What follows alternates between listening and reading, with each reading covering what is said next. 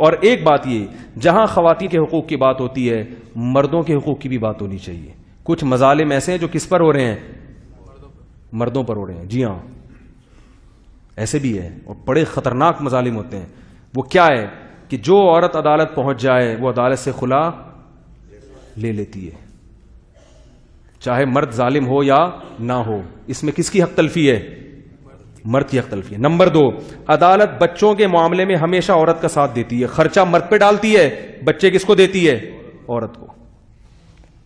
اور وہ بیچارہ عدالتوں کے کٹہرے میں جا کے اپنی اولاد سے بولو نا مل رہا ہوتا ہے. یہ بھی خوش قسمت لوگ.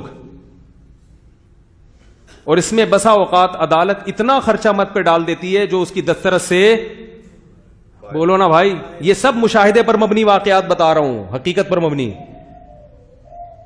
اور پھر عورت کہیں اور شادی کر لے تو سوتیلے باپ کے ساتھ وہ بچوں کو رکھتی ہے.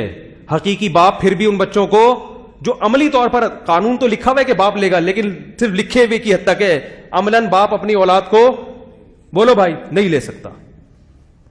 خودکشی کی ہے ایسے باپوں نے جن کی بیویاں ان سے اولادوں کو لے کے غائب ہو گئیں، ترس گئے، وہ 10 سال سے نہیں ملے.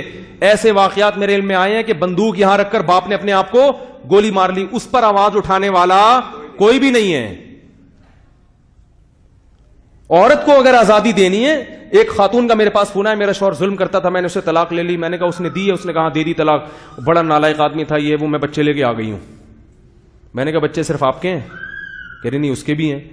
تو میں نے کہا ہفتے میں کم از کم ایک مرتبہ آپ پر لازم ہے کہ آپ باپ کو بچوں سے ملائیں. اور ایک رات کے لیے بھی اس کے فقہاء نے لکھے کہ کم از کم ایک رات کے لیے باپ کے پاس بچوں کو چھوڑنا پڑے گا جب تک وہ چھوٹے ہیں. جب بالغ ہو جائیں تو پھر کس کے پاس آئیں گے بچے؟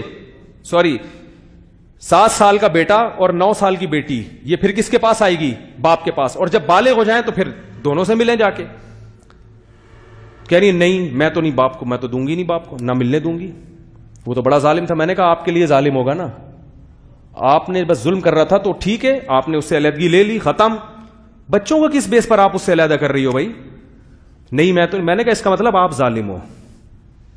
جو ہمارے سامنے جو حقیقت آ رہی ہے وہ کون؟ وہ جو ظلم جو نظر آ رہا ہے وہ کیا آ رہا ہے؟ آپ پر جو شوہر نے ظلم کیا وہ میرے سامنے نہیں ہے. ہو سکتا ہے آپ سچ بول رہی ہو سکتا ہے آپ جھوٹ بول رہی ہو، لیکن یہ جو لائیو ظلم ہو رہا ہے یہ تو میں دیکھ رہا ہوں اپنی آنکھوں سے. اس کا مطلب غلط کون ہے؟ آپ غلط ہو.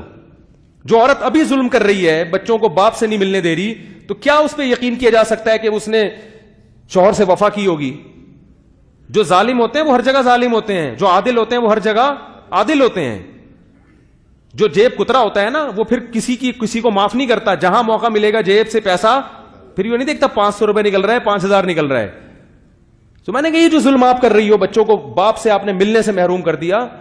کیونکہ یہ دیکھو حضرت یوسف علیہ السلام بچھڑ گئے تھے اپنے باپ سے، یعقوب علیہ السلام سے. باپ کی آنکھیں خراب ضائع ہو گئی رو رو کے. جیسے ماں کو اپنی اولاد سے بے تحاشا محبت ہوتی ہے، یہی محبت باپ کو بھی اپنی اولاد سے بے تحاشا.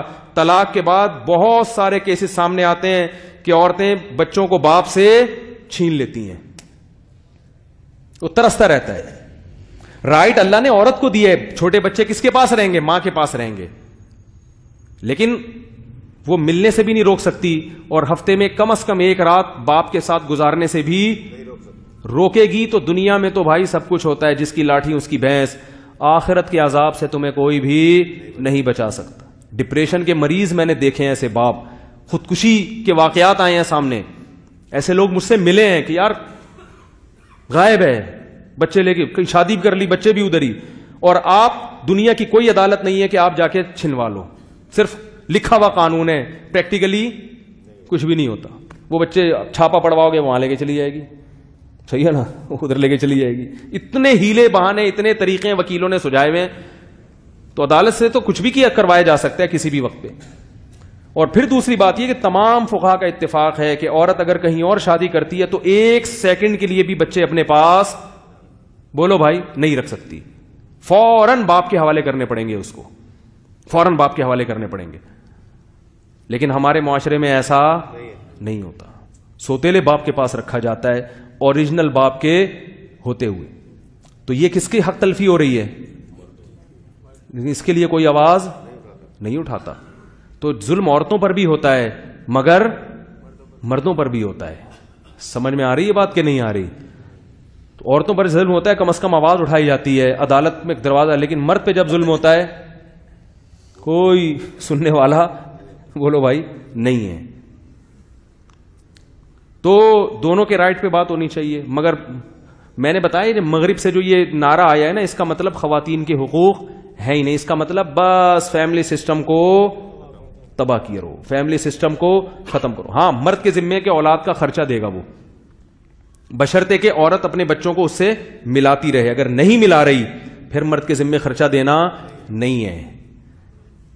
دونوں کے پر لازم ہے کہ وہ اور تمیز سے ملائے.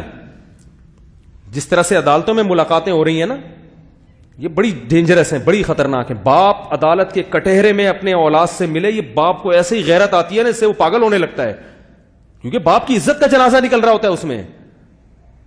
تو اب عدالت کا قانون تو چینج ہو نہیں ہو, لیکن میاں بیوی کو خود چاہیے نا بیٹھ کے وہ سوچیں کہ بھائی اگر ہم عدالت میں آ کے مل رہے ہوتے ہم پہ کیا گزر رہی ہوتی, تو ہم کیوں کسی تیسرے کو درمیان میں بٹھا کے ثالث بنائیں اور کچھ ایگریمنٹ کر لیں بھائی اس طرح سے ملاقات ہوگی آپس میں, ہفتے میں ایک دن یہاں ہوگا, اور کوئی ضمانت لے لے کہ یہ بچوں کو واپس پہنچانا کس کی ذمہ داری ہے, باپ کی ذمہ داری. ایسا نہ لے کے فرار ہو جائے.